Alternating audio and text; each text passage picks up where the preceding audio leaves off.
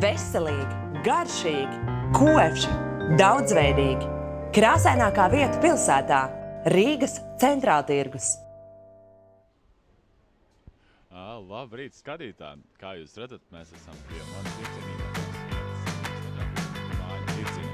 Šeit es klāstu tik patīkams, tik forši kaut ko jaunu ieraudzīt un iemācīties šajā vietā un arī nobaudīt. Bet, skatītāji, mums ir vajadzīgs apskatīties, kādas pastas ir tad šeit Rīgas Centrāltirgū. Itāļu pastas neatradu, tad iesim pie kaimiņu valsts, pie spāņu pastām.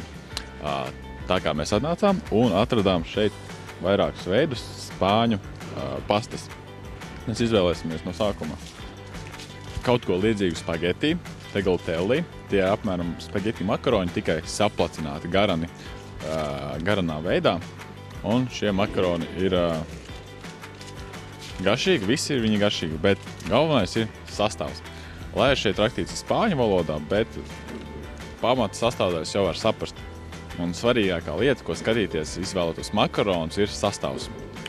Ja ir sliktas kvalitātes milti vai nevajadzīgas sastāvdaļas, tad makaroni nebūs garšīgi. Un vissvarīgākais ir, ka mēs atrodam tādu sastāvdaļu kā semola. Tās ir šie specifiskie milti, kas ir paredzēti priekš makaronu gatavošanas. Viņi ir ļoti smalka maluma un viņi ir īpašā veidā iegūti. Īstenībā Itāļu valdība ir pateikusi, ka īstie pastas makaroni, kurus viņus sauc par pastu, jābūt no 100% samola miltiem gatavot. Citādāk viņi nevar nosaukties par pastas makaroniem. Tas ir tik būtiski. Un apskatoties šeit, mēs redzam, sastāvs ir ļoti labs. Šie milti, ola un ūdens. Tas ir ļoti labs sastāvs, kad nav nekādas piemaisījuma, nav ne sāls, kas ir svarīgi, jo pastāja nevajag būt, pasta mīklē nevajadzētu likt klāt sāli, jo pat mīkli ļoti vienkārši. Tad tālāk šeit mēs apskatāmies ir spirāles. Tas spāņu valodā vai fusilli itāļu valodā. Tie ir spirāles makaroni, kuri ir ļoti labi tādā ziņā, kad jūs viņus varat sajaukt un likt kopā ar maltās gaļas mērci. Un šī maltā gaļa ļoti labi saķersies šajās spirālītēs un viss labums paliks pie makaroniem, nebūs sadalīta mērcīte. Un arī mēs apgriežam otru pusi un mēs ieraudzam arī augstākās kvalitātes kviešu milti, šie tie samola milti un ola, kas ir ļoti būtiski. Tas nozīmē, ka šie ir ļoti kvalitatīvi makaroni. Anglis viņus saucās durum wheat, jeb šie durum milti, kas ir ļoti būtiski. Šeit arī blakām ir mazliet mazāk makaroni, tādi ļoti šķīdri, jeb tāds mazās nūdelītes. Šie makaroni būtu ļoti labi un ieteicami lietot zupās un tādos buljonos. Jūs vēlaties nevis kartupeļus ievietot, bet jūs vēlaties ievietot kaut ko no Spānijas vai Itālijas. Ļoti labs variants. Un arī griežam riņķi un apskatāmies, kas tad ir sastāvā. Arī ir tas pats augstākās kvalitātes milti un semola sastāvs. Tas ir ļoti būtiski. Šie ir ļoti labi priekš zupām, kā jau noskaidrojam. Tāpat arī šeit ir otrā izmēra makaroni, kas arī labi ir zupām, buljoniem. Viņus ieliek jau gan gatavā buljonā un mazliet pavāru, un viņi jau ir gatavi. Apmēram vajag 6 līdz 8 minūtes, kā mēs redzam te uz iepakojuma, parādīts laiks, kādā jāvāra. Un neliela instrukcija, kā vārīt makaronus. Jūs izvēlaties savus makaronus. Pieņemsim, šeit man ļoti skaisti spirāles tricolor, jeb tricolor fusilli, makaroni, spirālītes.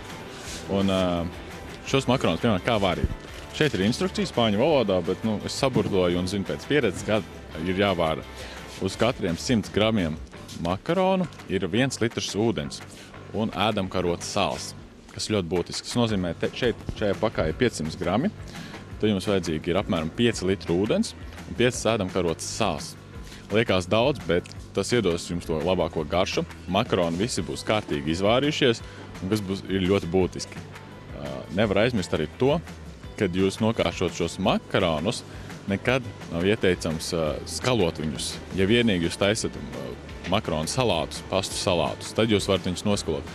Bet tiklīdz jūs vārītus makaronus noskalojat, jūs nomazgājat visu, ko viņš ir uzņēmis vārīšanas procesā, sāli, mazliet, kas izdalījušies milti, un viņi paliek tādi, diezgan garlaicīgi, ar tukšu garšu tādu makaronu. Tas būtiski, nenomazgāt. Un tad pēdējie, kā vispopulārākie palikuši spageti makaroni. Kā jūs redzat, galvenais ir izvēlētos pēc iepakojuma, ir apstīties krāsu, kāda viņi ir, stingrums un sastāvs. Un jūs jūtat, kad ir svars rokā, kad jums ir kaut kas paņemts rokā, kaut kas labs, vērtīgs, jūs uzreiz ar tausti to varat sajust. Un arī apskatāmies sastāvu, ir tas, kas vajadzīgs, šī augstākā labuma milti, ola un ūdens. Ļoti būtiski. Enerģiskais sastāvs arī atbilst makaroniem. Un tiešām ir vērts iegādāties makarons.